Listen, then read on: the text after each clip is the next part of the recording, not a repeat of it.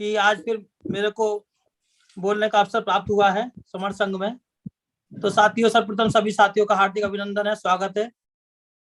जैसे कि आपको विदित है कि समर संघ का कार्यक्रम चलते लगभग 18 महीने हो गए हैं और हमारा समर संघ बहुत तेजी से पूरा फैल रहा है और आज ये देश में नहीं विदेश में भी अपनी छाप को जमा चुका है। लेकिन साथियों, अभी जिस स्पीड से समर संघ को चलना चाहिए उस तरह से अभी स्पीड नहीं आ रही है, क्योंकि जैसे कि आपको पता है कि संघ अपने आप में कुछ नहीं होता। ये समर संघ जो है ये हमसे और आपसे मिलकर बना होता है। जितना हम काम करेंगे उतना ही संघ आगे बढ़ेगा, उतना ही संघ काम करेगा। जितनी ईमानदारी से काम करेंगे उतनी ईमानदारी से संघ काम करेगा। तो संघ साथियों कुछ नहीं है, हम सबसे मिलकर ही संघ है। और जैसे कि आपको विदित है कि संघ की जरूरत आखिर द्वारा से पुनर्जीवित करने की क्यों पड़ी। आपने देखा कि तमाम संगठनों के बावजूद, तमाम साथियों के द्वारा क्रांतिकारी काम करने के बावजूद हम लोग क्रांतिकारी तो हुए। जो बाबा साहब ने जो मंत्र दिया था, शिक्षित बनो और संगठित हो, संघर्ष करो, हम शिक्षित तो बहुत हो गए लेकिन अभी तक संगठित नहीं हो पाए। और जिसकी जब संगठित नहीं हो पाए तो स्थिति ये हुई साथियों कि हम सत्ता से भी बाहर हो गए और जो हमें हक अधिकार बाबा साहब डॉक्टर बी आर अम्बेडकर के द्वारा संविधान की बदौलत प्राप्त हुए थे वह भी लगभग जाते दिखाई दे रहे हैं। जहां तक आरक्षण की बात है साथियों, आरक्षण लगभग सब जगह से खत्म हो गया है और डायरेक्ट खत्म नहीं हुआ है लेकिन इनडायरेक्ट रूप से लगभग सब जगह से खत्म हो गया।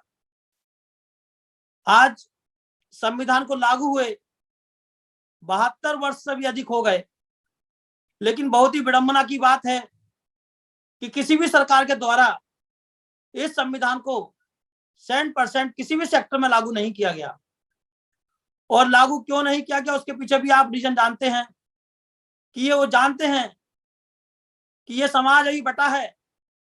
जैसे बाबा साहब डॉक्टर अम्बेडकर ने 6,743 जातियों को इकट्ठा करके 4 जगह इकट्ठा कर दिया था और उसके बाद बाबा माननीय काशीराम जी ने उनको फिर बहुजन समाज में इकट्ठा किया था। लेकिन हम फिर से बट गए हैं जातियों में, संगठनों में। हम तमाम संगठन बनाकर बैठ गए, एक दूसरे की हाथ खींचने के बजाय टांग खींचने का काम करने लगे, जिस कारण हम बैकफुट पर पहुंच गए। तो साथियों, इन सब स्थितियों परिस्थिति को दृष्टिगत रखते हुए समर संघ को चलन में लाया गया। यह समर संघ कोई नया नहीं है, बहुत ही प्राचीन पुरातन संघ है। और इस पुरातन जब संघ था, प्राचीन समय में जब था, तब यह भारतवर्ष महाभारत हुआ करता था। उस टाइम भारत को सोने की चिड़िया कहा जाता था, क्योंकि ये जब हम संघ में आते हैं तो उसमें एकलवाद खत्म हो जाता है, व्यक्तिवाद खत्म हो जाता है, व्यक्तियों के स्वार्थ खत्म हो जाते हैं और सब लोग एक दूसरे की भावनाओं को दृष्टिगत रखते हुए प्यार मोहब्बत के साथ एकजुट होकर काम को आगे करते हैं। और जब हम यूनाइट होकर काम करते हैं तो किसी भी चीज का परिणाम बहुत अच्छा आता है। आप एग्जाम्पल के रूप में देख लीजिए, जो परिवार संगठित होता है, यूनाइट होता है, उसमें सारे रिश्ते कायम रहते हैं, उनमें ताकत रहती है, उसमें लाखों करोड़ों का काम वो विदिन डेज कर सकते हैं। और यदि वो बट जाए तो उसी प्रकार सूख जाते हैं, जैसे किसी वृक्ष से टहनियां काट दी जाए और वो सूख जाती हैं, उसी तरह से हम लोग भी इसी तरह से बेकार निर्जीव हो जाते हैं और हो गए हैं। तो साथियों, आज जरूरत है संघ में जुड़ने की, संघ में आने की और संघ के साथ खड़े होने की। जब तक हम एक विचारधारा के साथ एक प्लेटफॉर्म पर आकर अपनी आवाज को बुलंद नहीं करेंगे, तब तक साथियों हम नहीं जीत पाएंगे। आज जरूरत है एक प्लेटफॉर्म पे आने की। जहां तक समर संघ की बात है, इस समर संघ में कुछ ऐसा एंटीवायरस तैयार किया गया है साथियों, जो कि हमारे समाज में जो वायरस चल रहा है, आपने देखा समय समय पर तमाम वायरस जैसे कंप्यूटर में आ जाते हैं और उन वायरस को समाप्त करने के लिए एंटीवायरस तैयार करना पड़ता है। और एंटीवायरस की बदौलत हम अपने काम को अच्छे ढंग से कर पाते हैं। और यहाँ तक कि यहाँ देश विदेश में तमाम हम कंप्यूटर से कहां तक काम कर लेते हैं बिना किसी डिस्टरबेंस के। उसी प्रकार समण संघ में भी कुछ ऐसी एंटीवायरस तैयार किया गया है साथियों, 10 गोल्डन रूल्स का। ये वह एंटीवायरस है, ये वह 10 गोल्डन रूल्स है कि जो इस एंटीवायरस को अपने अंदर अपलोड कर लेंगे, डाउनलोड कर लेंगे, तो निश्चित रूप से हम एक प्लेटफॉर्म पर एक विचारधारा के साथ निश्चित रूप से इकट्ठा हो जाएंगे। और अगर इकट्ठा हो गए तो निश्चित रूप से हम जीत जाएंगे। जैसे कि 10 गोल्डन रूल्स हैं, उसमें जैसे केवल समण, कुछ साथी नए भी जुड़े होंगे, बाकी साथी हमारे पुराने भी होंगे, फिर भी मैं थोड़ा सा प्रकाश डालूंगा कि जो 10 गोल्डन रूल्स है उसमें वो एक तरह से एंटीवायरस कैसे है साथियों। उसमें नंबर 1 जैसे केवल समण, तो समण का मतलब होता है समता में जीने वाले लोग, समता में विश्वास करने वाले लोग। वो किसी भी आधार पर, चाहे वो आर्थिक हो, सामाजिक हो, राजनीतिक हो, वो भेदभाव नहीं करते, सबको एक समान समझते हैं, एक साथ लेकर चलते हैं, एक साथ खड़े होते हैं, एक साथ बैठते हैं। तो वो सब एक ही विचारधारा के लोग, एक समान विचारधारा के लोग, वो केवल समण हैं, जिसमें SC, ST, OBC और कन्वर्टेड माइनॉरिटी, ये सब लोग केवल समण के अंतर्गत आते हैं साथियों। इसके विपरीत जो भी हैं वो बमण कहलाते हैं, वो बमण हैं। तो यहाँ केवल बात केवल समण की हो रही है साथियों। दूसरा जो है इसमें चंदा कभी नहीं।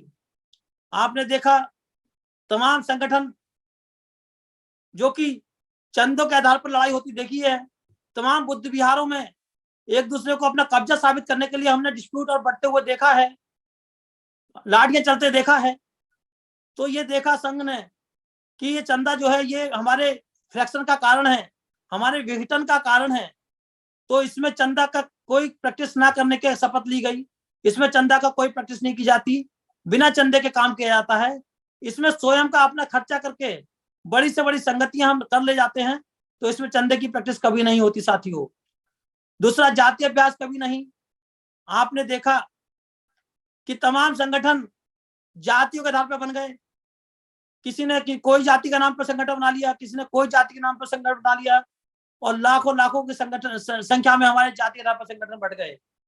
यदि हम जाति के आधार पर संगठन बना लेंगे साथियों, तो फिर एक मंच पे कैसे आएंगे, एक विचारधारा के साथ एक प्लेटफॉर्म पर कैसे काम करेंगे। तो इसलिए इसमें जाति अभ्यास का भी कोई कॉन्सेप्ट नहीं है। इसके बाद आता है साथियों केवल संघवाद।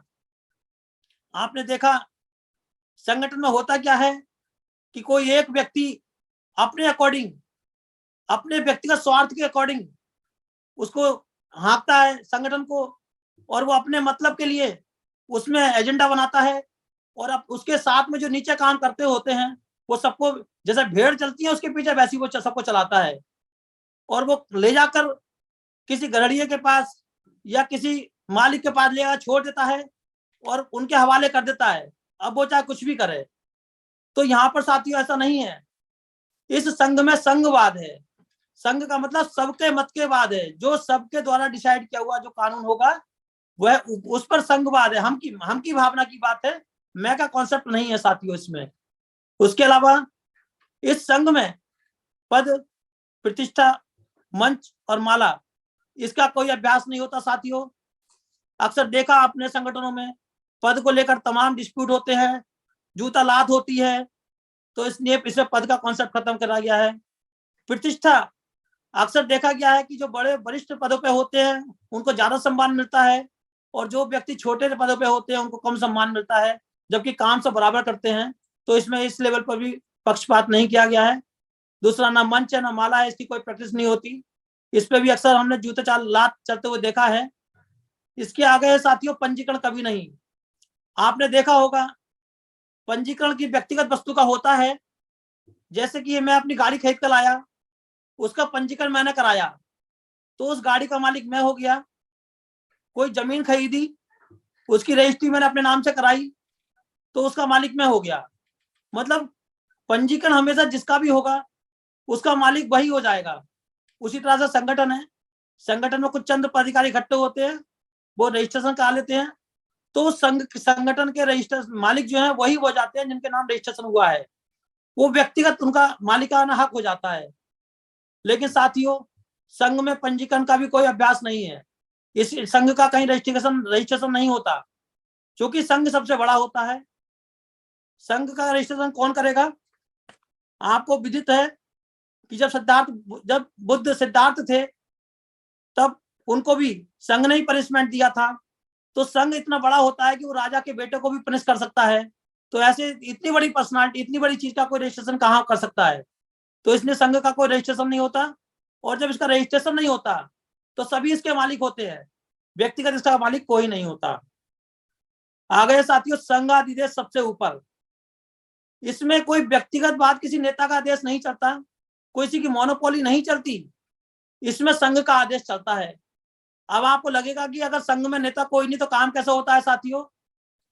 तो हम बता दें आपको, संघ में संघ ही उसका मालिक होता है और संविधान जो है वो इसका मार्गदर्शन दर्शक है, वो इसको डायरेक्शन देता है।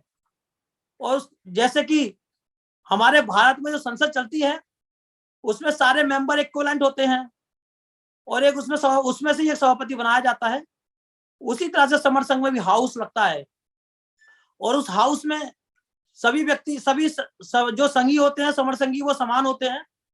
और उसी हाउस में से टेम्परेरी उसी दिन के लिए एक व्यक्ति को सभापति बनाया जाता है और वो सभापति उस दिन के लिए ही सभापति रहता है।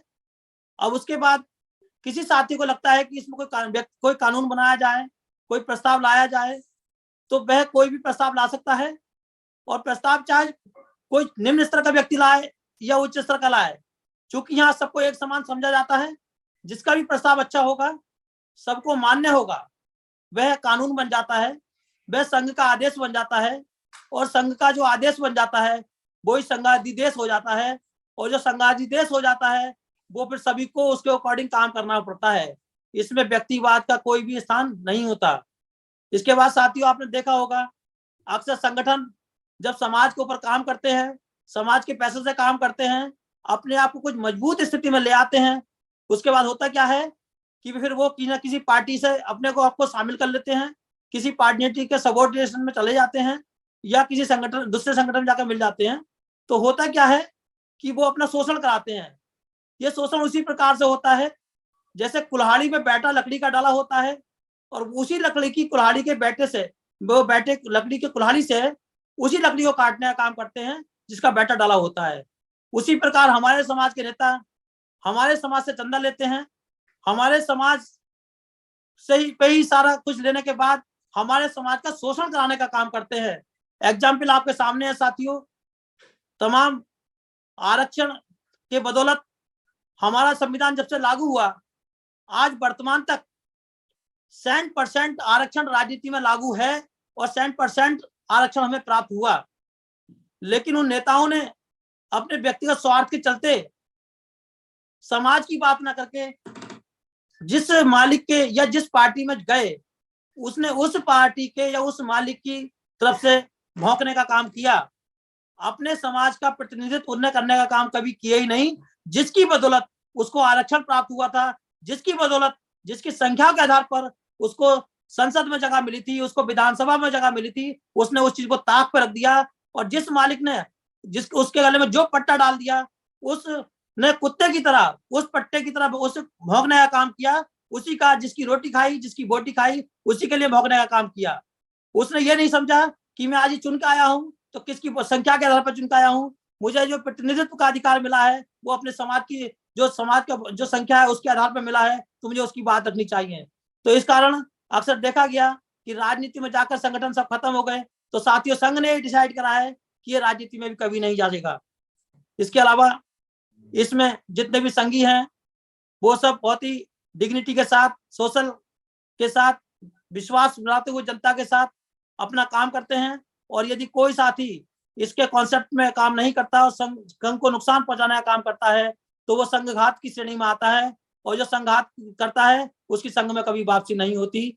और इसके अलावा गोल्डन नंबर 10 है, उपरोक्त 9 जो बिना संघ का आधार है ये कभी ना बदले जाएंगे, ना कभी खत्म किए जाएंगे, ना कभी अमान्य किए जाएंगे। आपने देखा है अक्सर लोग कमिटमेंट कुछ करते हैं, कर कुछ देते हैं, लेकिन संघ यहाँ शपथ लेता है, यहाँ ये संकल्प लेता है, जैसे कि संविधान की जो प्रियम्बल है उसमें लिखा है कि आज दृढ़ संकल्प होकर अपनी संविधान सभा में आज तारीख 26 नवंबर 1949 को यथातथ संविधान को अंगीकृत, अधिनियमित और आत्मर्पित करते हैं। उसी तरह से हमारा गोल्डन 10 जो है वो इस बात की शपथ देता है कि ये 10 गोल्डन रूल्स ना कभी बदले जाएंगे, ना कभी खत्म किए जाएंगे और ना अमान्य किए जाएंगे। तो इस तरह से साथियों ये इसका पूरा बैकबोन है, ये इसका एंटीवायरस है, और ये एंटीवायरस इस बात की शपथ लेता है कि इसमें वायरस कभी आने नहीं दिया जाएगा, और ये वायरस नहीं आएंगे तो निश्चित रूप से हम सब एक प्लेटफॉर्म पर एक विचारधारा के साथ 100% जुड़ जाएंगे, और जब जुड़ेंगे तभी जीतेंगे साथियों। क्योंकि आप ये समझ लीजिए कि जब तक जुड़ेंगे नहीं तब तक जीतेंगे नहीं, क्योंकि संविधान जो ताकत मिलती है, संविधान को जो ताकत मिलती है वो जनता से मिलती है। जैसे कहते हैं जनता के द्वारा जनता का शासन, तो साथियों जनता का शासन जिस दिन चाहेंगे उस दिन आ जाएगा। यदि आप जुड़ जाएंगे आज, अरे आज ही इकट्ठे हो गए तो आज ही आप ताकत में होंगे, और सरकार चाहे किसी की हो वो काम आपकी करेगी, आपके एजेंडे पे काम करेगी, आपसे पूछ के काम करेगी और आपके हकों की बात करेगी। तो इसलिए जुड़ना बहुत बड़ा काम है साथियों, हमें जुड़ना है, और जुड़ने के बाद जो आप चाहेंगे वो प्राप्त कर लेंगे। अकेले अकेले करके हम कुछ नहीं कर सकते, हम सब खो देंगे और इकट्ठा हो जाएंगे तो एक दिन प्राप्त कर लेंगे। समय कम है, और भी साथी होंगे, तो मेरा आप लोगों से अपील साथी यही है कि संघ का कॉन्सेप्ट बहुत अच्छा है, आपको समझ में भी आया होगा, और संघ अपने आप में कुछ नहीं होता। पुनः कह रहा हूं मैं, ये संघ हमसे आपसे मिलकर बना है। हमें परामर्श देने की बजाय हमें खुद को काम करना होगा, हमें अपनी जिम्मेदारी को समझना होगा, हमें अपने अधिकारों के साथ साथ अपने कर्तव्यों को समझना होगा। जब तक हम अपने अधिकारों को पकड़े रहेंगे और अपने कर्तव्यों को नहीं जानेंगे, अपने कर्तव्यों को नहीं निर्वहन करेंगे, तो साथियों जीत नहीं हो सकती। और जिस दिन हमने अपने अधिकारों के साथ साथ अपने कर्तव्यों को समझ लिया, संविधान में जो कर्तव्य थे उनको समझ लिया, और अपने ईमानदारी से कथनी और करनी में अंतर ना करते हुए ईमानदारी से यदि काम कर दिया, तो मैं चैलेंज करता हूं साथियों कि 1 साल बहुत दूर है, 1 साल तो बहुत बड़ा है, उससे पहले हम क्रांति कर देंगे, उससे पहले हम जो चाहेंगे वो पा लेंगे। जरूरत है ईमानदारी से काम करने की, क्योंकि संघ स्वयं में कुछ नहीं होता, आप हमसे मिलकर बना होता है। तो मेरी अपील है आप सभी साथियों से कि 8 बजे से अपने सभी साथियों को जुड़वाइए। 8 से 9 बजे इसका जो है क्या कहते हैं साथियों का परिचय होता है, 9 से 10 सवा 10 बजे तक कॉन्सेप्ट दिया जाता है, और 10:30 बजे से लेकर इसका क्वेश्चनों के आंसर दिए जाते हैं। ये हमारी सबका काम है, आप सब नए नए साथियों को लेके आए। इसके अलावा मेरी अपील है साथियों, मैं अपने बाइट के माध्यम से भी आप लोगों से अपील कर चुका हूं, और आज पुनः अपील करता हूं कि आप सब लोग अभी जो दिल्ली में 12 फरवरी को दिल्ली ताल कटोरा स्टेडियम में 10,000 लोगों की जो संगति होने जा रही है, वो संगति के साथ साथ परिवार सम्मेलन है, महासम्मेलन है, बौद्ध सम्मेलन है। उसमें आप अपने बहुमूल्य समय में से अपना समय निकालते हुए परिवार से जरूर पहुंचे। मैं अपने परिवार के साथ और अपने मित्रों के साथ बिल्कुल पहुंच रहा हूं, और वहीं मिलेंगे साथियों, क्योंकि जब मिलेंगे तभी जीतेंगे। जुड़ेंगे जीतेंगे, जिद है जुड़ने की, जब जब जुड़े हैं तब तक जीते हैं, और जब जब जुड़ेंगे तब तक जीतेंगे। इसी के साथ मैं आप सभी साथियों को अपना वक्तव्य समाप्त करते हुए धन्यवाद करता हूं, आपने मेरी बात को सुना, और कोई गलती हो तो उसके लिए क्षमा चाहता हूं। नमो बुद्धाय, जय भीम, शंकर नमामि शंकर नमामि शंकर नमामि। धन्यवाद।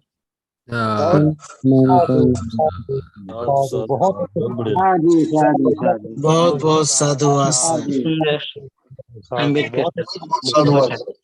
साधु साधु साधु।